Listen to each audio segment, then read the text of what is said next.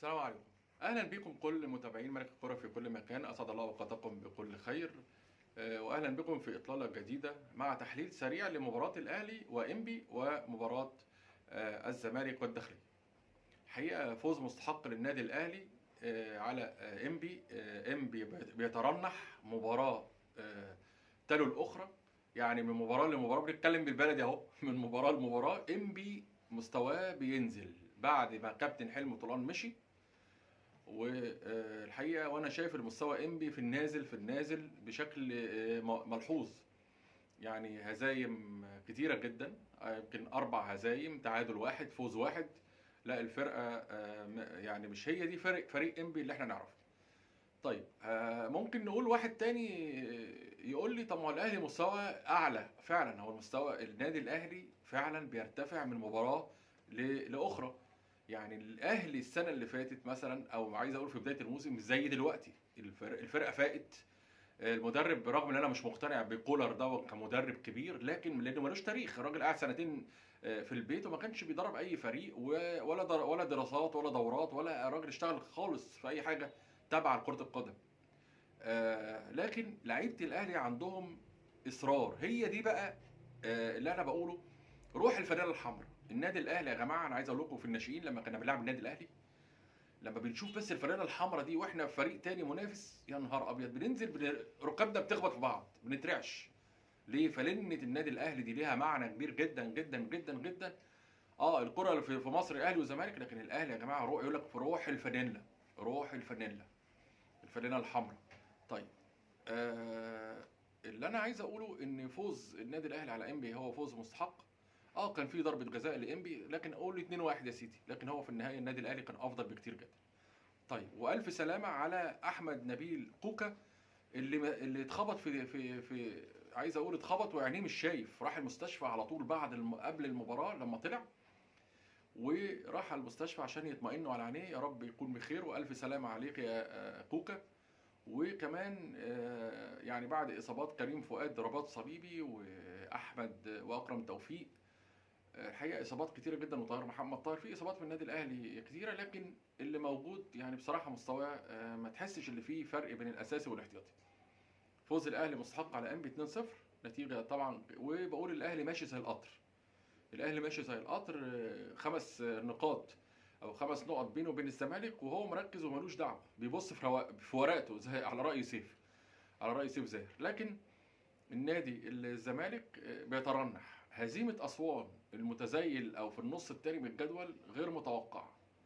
يعني عشان بس حد بقى يقول اصل ضربه جزاء، يا سيدي ماشي، بس انت مع اسوان وخسران 2-1. والفرقه المدهش بقى ان فريق الزمالك في مباراه اسوان ما كانش على المستوى المطلوب خالص. وكل التحيه لايمن الرمادي، المدرب الذكي، المدرب اللي كافح في الامارات وساب كل اللي وراه واللي قدامه في الامارات عشان يدرب فريق اسوان اللي كان اللي في موقف حرج، وعمل نتائج كويسه جدا جدا يعني سريعه. وفي نفس الوقت عايز يثبت وياخد فرصته ويقول ان انا مدرب كويس في الدوري المصري. هنرجع لمباراه الزمالك النهارده والداخليه. مباراه الزمالك والداخليه الحقيقه يعني كل المحللين في التحكيم، الكابتن الشناوي، كابتن سمير عبد الرؤوف، قالوا في ضربتين جزاء. انا شفت الحقيقه في ضربتين جزاء، يعني في ضربه جزاء منهم. وكمان الشناوي او الخوار التحكيم قالوا اللي في الجون الداخليه اوف سايد، لان تداخل المدافع وفي دفع لامام غني. يعني النتيجه 1-1، لكن هم الخبراء بيقولوا التحكيم، خبراء التحكيم او الاستوديو التحليلات بعد التحليليه بعد المباراه قالوا ان هدف الداخليه تسلل واضح، والحكم كان المفروض يروح للفار، والفار ما نادوش، المفروض كان الفار استدعاه. وفي نفس الوقت ان في ضربتين جزاء للزمالك على سامسون، اللي هي الكره اتشد من التيشيرت اللي احنا شفناها، او انا شفتها الحقيقه، ما كانتش مش شفتها قبل كده. والكره الثانيه الحارس المرمى للداخليه ضربه بالبوكس في وشه. في ضربتين جزاء الحقيقه، يعني مش عايز اقول ان دي حجه، لكن الزمالك مش هو ده الزمالك.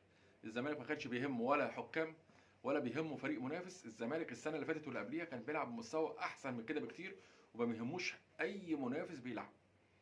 يعني انا عايز اقول مثلا فريق زي الداخليه ولا فريق زي اسوان مع الزمالك السنه اللي فاتت كان اتغلب ب 4-5-0 حقيقه، في مستوى زيزو وامام عاشور العالي جدا، وتاثير محمود الونش باين قوي، لان الولد محمود الونش دون او اللعيب، يا سلام عليك ولد ده، لا ده انت راجل وسيد الرجال على رايي. على رأي اللي بيقول محمود الونش الراجل بتاع الشرقية المحترم القوي، الحقيقة بان جدا جدا دفاع الزمالك زي ما يكون، مش عايز اقول ضعف شديد، يعني ضعف كبير جدا لعدم وجود محمود حمدي الونش. طيب هو محمود الونش، لا ما هو برضه محمود حمدي الونش، وزي قلت قبل كده قلت اكرم توفيق في النادي الاهلي، وقلت محمد عبد المنعم، انا مش عايز اتحيز، لكن محمد عبد المنعم واكرم توفيق ومحمود الونش رقوه رجاله، تحس ان هم رجاله رجاله في اللعب. اكرم توفيق ما بيسيبش كوره تعدي. شوف شفت في ماتش بلجيكا براين دي براين بيقول ايه ده اللعيب ده، ده بيقاتل، هل ده لعيب يلعب في اي نادي في اوروبا. اكرم توفيق ومحمد عبد المنعم نفس القصه، راجل. وشفتوا كاس الامم الافريقيه في الكاميرون كان عامل ازاي، ومحمود حمدي الونش اللي كان اللي خيط دماغه بثمان غرز سلك او حديد، ولعب برضه صمم ان هو يلعب في كاس الامم الافريقيه رغم الاصابات. هي دي اللعيبه الرجاله، هي دي الكوره، هي دي الكوره لعبه رجاله. ودايما بقول وعلى مسؤوليتي ان الاحتراف الاوروبي هو اختبار رجوله للاعب المصري. ليه محمد صلاح بقول راجل وسيد الرجاله؟ اهو اثبت وجوده في اعلى ليفل، هو نادي ليفربول الانجليزي. هل معنى كده محمد عبد المنعم يحترف؟ طبعا يحترف، الونش يحترف، محمد اكرم توفيق يحترف. في لعيبه في مصر يا جماعه لازم تحترف باي شكل، امام عاشور، زيزو، الناس دي لازم تمشي من هنا وتحترف. طيب اقول لكم على اخر حاجه بسرعه كده، مرتضى منصور او المستشار مرتضى منصور رئيس نادي الزمالك اعلن انسحاب نادي الزمالك من البطوله. انا اعتقد ان ده مش هيحصل، مش هيحصل، لكن ومش هقول ايه العقوبات وايه والدرجه الادنى وهيدفعوا وغرامه ايه وهيتحسب الدور الاول، انا مش عايز ادخلكم في متاهه، لكن في عقوبات فرضت من رئيس نادي الزمالك على اللعيبه، خصم 20% من المستحقات بعد التعادل النهارده مع الداخليه وهزيمه اسوان. وانا عايز اقول اللي هو عنده حق حقيقه، يعني عنده حق رئيس نادي يعمل كده. وفي نفس الوقت عرض عبد الله جمعه واحمد ابو الفتوح او احمد فتوح للبيع، لان لما قالوا لفتوح وعبد الله جمعه يعملوا تحاليل تقريبا، يعني مش عايز اقول ايه، اصل هم قالوا ان هم عندهم كورونا وعشان كده اتغيبوا من المباراه النهارده امام الداخليه، قالوا ان هم عندهم كورونا. هو في لعيب يا جماعه يقول انا عندي كورونا؟ ولا في تحاليل بتثبت ان هو عنده كورونا ولا ما كورونا؟ لا، في تحاليل بتثبت كده. فمعنى كده اللي هم تهربوا من المباراه على حد قول رئيس النادي، وبالتالي هو هيوقع عليهم عقوبات وعارضهم للبيع. عبد الله جمعه واحمد فتوح يا جماعه المفروض اللي هو من كباتن النادي الزمالك، ازاي يعمل كده؟ طيب هرجع تاني واقول لكم اللي دي من ضمن الحاجات اللي هو اعلن انسحاب نادي الزمالك احتجاجا على الحكام والمؤامره التحكيميه على حد قول رئيس نادي الزمالك، وعقوبه كبيره على اللعيبه 20% خصم المستحقات، وفي نفس الوقت على عرض عبد الله جمعه وابو الفتوح للبيع.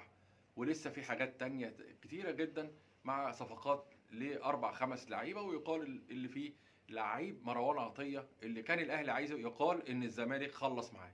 على العموم انا هسيبكم كده في هذه الاطلاله، وان شاء الله نلتقي في اطلاله جديده وتحليليه مع كواليس واسرار مع ملك الكوره. سلام.